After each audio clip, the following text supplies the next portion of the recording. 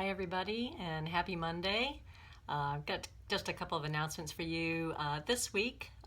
First of all, thank you for everyone who has submitted a research paper topic either via email or on the discussion boards. We've got some really interesting papers this semester. I'm really looking forward to seeing how each of your research develops. And please feel free to reach out to your colleagues through the discussion boards to discuss some possible research avenues or findings or anything, because that's really, I think, primarily the value in this class is taking advantage of each other's knowledge as well as what I might have to offer and kind of coordinating all of that.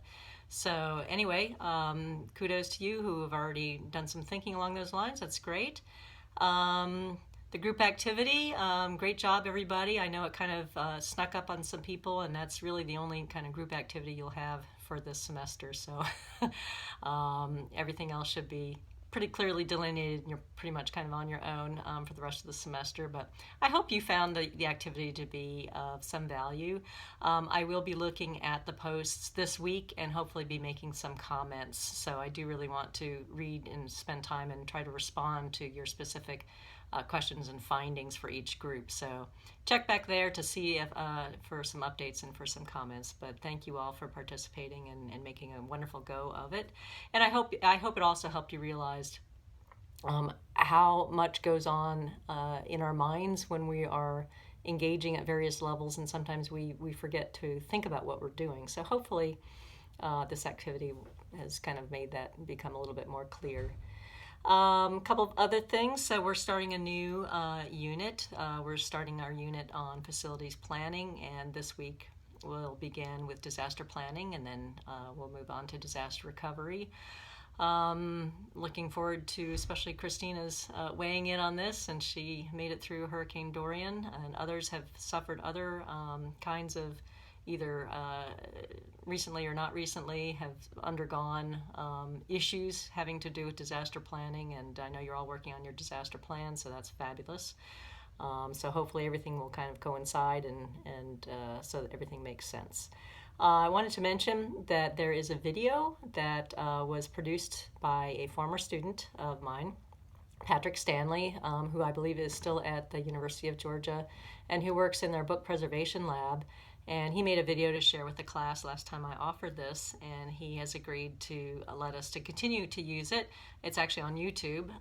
So I'm going to post a link to that. I think you'll find it very interesting. And you'll also notice that they do basically book repairs on their circulating collection. And the book repairs that they do are not difficult or high-tech, and there really isn't high-tech equipment needed. It's amazing what you can do with some very basic materials. So I think it's a wonderful demonstration, and I'd like to continue to share that with you all. So I'll put a link in the announcements. It's also available when we get to Module 4-1. It'll be part of that. Okay, so I think that's about it. Oh, I forgot my preservation pet peeves for this week. I have two. One is this. Unlabeled floppy disk. Yes, we get a lot of these when they're office cleanouts, and they're so delightful because there's not one iota of information as to whether there's any information on this at all. So before I can even tell you how we're going to praise it, if we're going to use it, I have to stick it into a device and find out if there's any information on this. Fortunately, I leave that to my digital archivist because I don't have equipment that knows how to do this. So pet peeve.